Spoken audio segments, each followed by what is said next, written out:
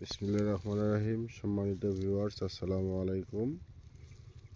এই যে আলু, দেশি আলু এটা বলে, আবার কেউ বলে সাদা দেশি, এবং আবার কেউ বলে বিন্যাকুড়ি। আলুর গাছটা হয়েছিল ভালোই, কিন্তু গাছটা এই যে হঠাৎ করে এই যে পচানি রোগে আসে, গাছটা কিন্তু মারা যায়। এই একটা আলুর গাছ, এই যে এই আলুর গাছটা, একটা আলুর গাছে এই দেখেন কতগুলো আলু ধরছে। এখানে আরও তো অবশ্যই আছে, মাটির নিচেও আছে। এই দেখেন কতগুলো আলু, ফলন ভালো, কিন্তু হয়তো আমাদের একটু ট্রিটমেন্টের কারণে একটু গন্ডগোল হয়েছে, এজন্য গাছটা মারা গেছে।